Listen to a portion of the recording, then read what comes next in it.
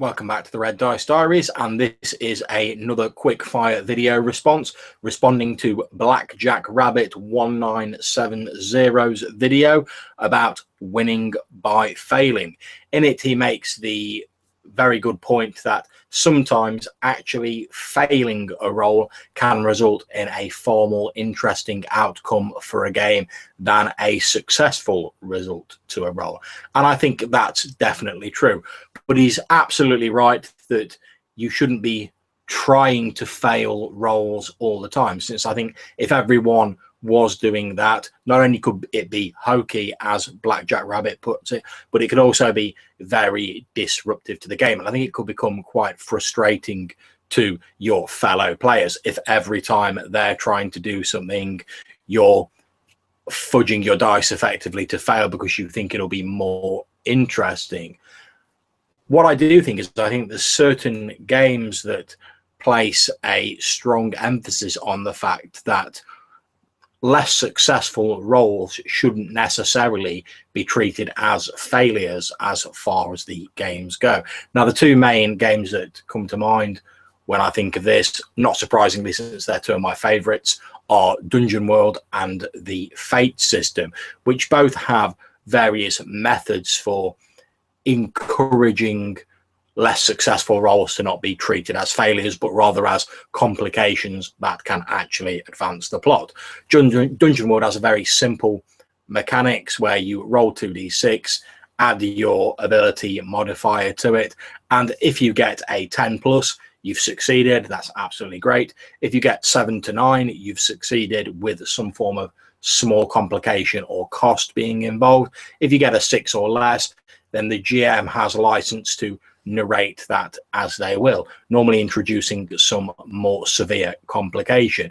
But the GM is very much encouraged in the GM advice chapter to not just say, no, you failed, that's it, bad times. They're encouraged to maybe think around a failed dice roll. So for instance, if you're trying to sneak past some guards, maybe when you get a 6 or less, you don't fail just because your character's not good enough, since that's not particularly satisfying to a player who may have a massive ability score in the relevant ability and has just got a bad dice roll. Perhaps instead you fail because another patrol of guards happens to be coming in a different direction that you weren't expecting and catches sight of you. Or maybe at the last moment the guards go to change their posts and you're caught in the middle of them.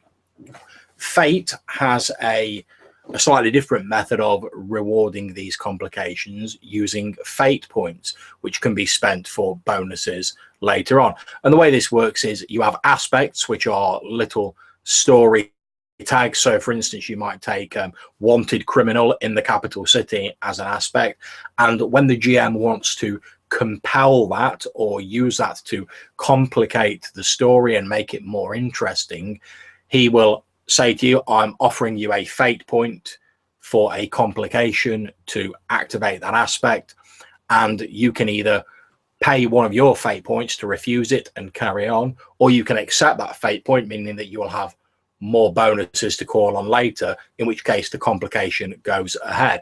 And I think that's a nice way of taking the sting out of it by giving the player a reward for allowing the game to be enhanced by pulling on their complications.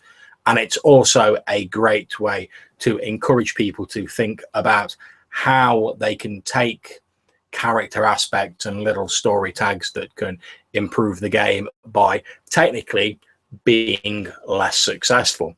So that's my thoughts on failing to succeed. I think it's a very good point that sometimes a failed roll can result in a more interesting outcome. However, I don't think we should always necessarily be looking to deliberately fail at rolls. I think if you're looking for something that allows more player agency and more player control over whether you succeed or fail, there are systems out there that do this. But in a more traditional RPG, unless house rules are brought into play, then it may cause frustration and undue complications if everyone is trying to always fail their rolls. But it's certainly a very interesting idea. So that's my views on the subject. I hope if you've liked this quick fire video response, you'll click on like down below and subscribe to my channel by clicking on the red dice up there in the corner. If you have any comments on this, please, as always, hit me up in the comments section on YouTube or on Google+. Until I see you next time, thank you very much for watching and for listening. Take care.